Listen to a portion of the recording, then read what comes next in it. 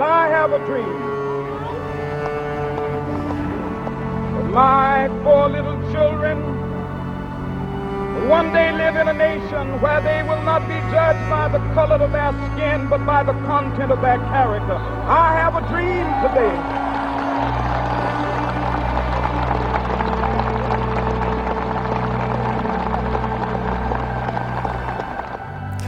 Well, Dr. King is a hero, to me. His speech, I Have a Dream, was in Washington, D.C. I'm from the Washington, D.C. area. It is something that, is so relevant today.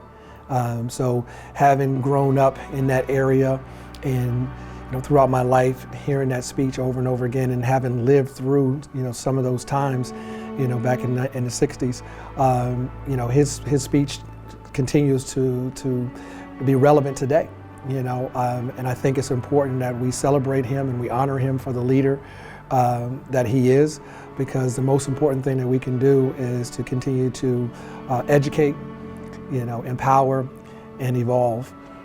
So his speech is still relevant today, and that's why he's important to me as a leader, and he's important to me as a national hero. I think on the surface, there's been progress. We black and white people can go to school together. We can use the same restroom, things of that nature. But I think deeper inside the core of this country, there's still a lot of progress to be made. And in order for that to happen, I think that black people need to take it upon themselves to follow in MLK's steps. He's laid the blueprint of what it looks like to be a leader and how to stand up for black people. So I think that we ourselves need to, really follow in his footsteps and continue to grow his legacy in the way that he did. I think we made a lot of progress since those times, but in general, I think we still have a long way to go with, especially how, nowadays things have, we kind of taken a few steps back. I think that we need to work on systematically, and we still need a lot to do. There's still a lot of progress we need to make. You can see it on the news. You can see, a lot of the protests, even though black people protest, white people protest. So there's a lot of progress we need to make. I just feel like one thing we also need to do is just come together as one, as a country, and be able to unite as one instead of us being targeted. Black people feel like they're being targeted, or even white people, some white people might feel like they're being targeted as well. So I just feel like if we're all able to just come together as one and just be one big family, I feel like that could limit a lot of the violence, a lot of the commotion, and we could take a big step from there. Well, my point of view is that of a foreigner.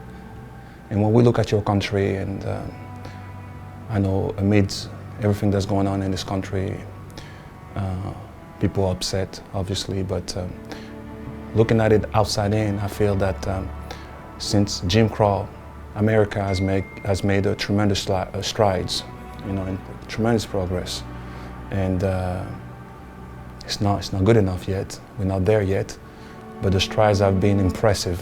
For America is a very young country, and when you think about how far you guys have come in terms of social and racial dynamics, it's pretty impressive. I mean, you have countries in Europe that are centuries older that are still wrestling with the same issues. And the things you guys have been able to do, I mean, now we have a women in the vice presidency, one step away from presidency. We've had a black man in the presidency. That's things that many countries in Europe cannot even fathom and even dream to have at this moment. And I think what we need to do on this day, the holiday, aside from celebrating Dr. Luther King's legacy, we must recommit to his ideas and his principles, civil rights, workers' rights, voters' rights, and generally end of discrimination of all sorts. So there's still a lot of work to do. But this is why that holiday is so important, because it reminds us that we need to recommit ourselves every day. And we can't take for granted that we've arrived. We always have to keep in mind that we are becoming.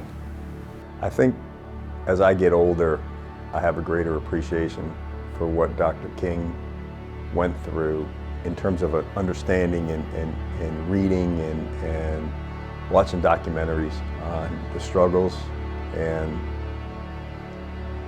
the challenges he faced during his time on this earth. I think it is a great opportunity for us on Martin Luther King Day to take a step back and reflect. To reflect on the power of his work, the way he went about it. I think so many of us can learn from that. Making a difference through peace, making a difference through an unbridled commitment to what is right and what he was so passionate about. And again, as I get older, I think I have a much greater appreciation for that. Although my opportunity to educate myself, I think is just beginning. That's the only way, if each of us looks internally and determines the things we can do differently, I think then maybe that's just one small way that I can help do my part in bringing his vision to a reality in the world that I live in.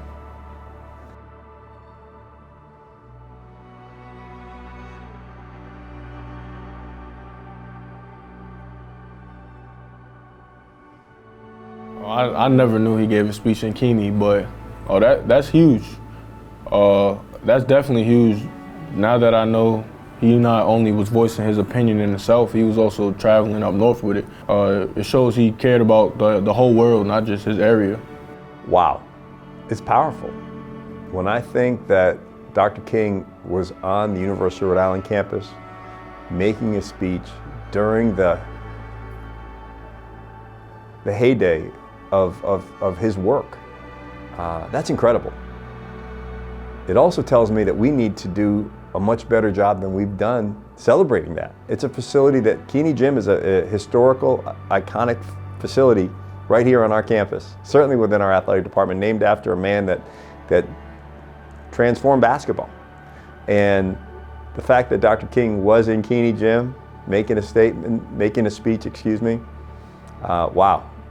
It's pretty humbling to think that. I certainly know it would, for those that participated, those that were there, that's probably a memory that they will never forget. And I think what we need to do is certainly find out more about it, you know, and then again use that as part of our history, talk about it, and be really, really proud that Dr. King felt it was important enough to be on our campus. That's pretty special.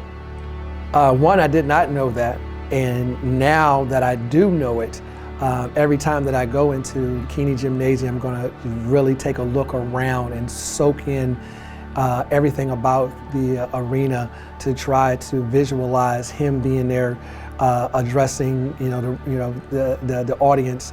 You know, I think it's a great fact to know, one in which I will continue to share. But that's actually crazy. I didn't even know that. My birthday is actually in October too, so I feel like that's even more of a connection right there. But just being able to be in that same gym, knowing just now figuring out that he's been there, it makes the gym even more special to me. For the next time I go in there, might just go in there and just look around and just be able to probably just try to picture where he was standing there and stuff like that. Just try to see it for myself. But no, that's amazing that you told me that. Appreciate that.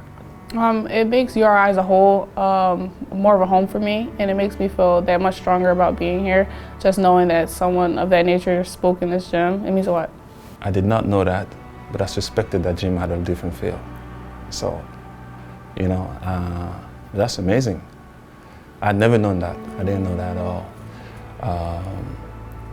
I mean, to me, when you're saying that to me, it takes me to a place where a great humility, because that was not so long ago, right? That was not so long ago, and you know, now a place like this that's still standing, I mean, we're practicing it, and it goes with the message that we tell our kids every day on the practice floor, which is, do not take anything for granted. I mean, the places that you are in, the very places that we are here, and the fact that we are sitting here, people of different background, the people behind the cameras, you and I, there was a time not too long ago where we couldn't do that, right? So that's a fun fact, but it just brings great humility to me, and just a reminder that it was not too long ago that none of that would have been possible. And I mean, less than a couple, I mean, few years ago, basically, huh? In the time of history, that's a short time. This access that our players have, these great advantages that they have, those blessings. I mean, some people died for them.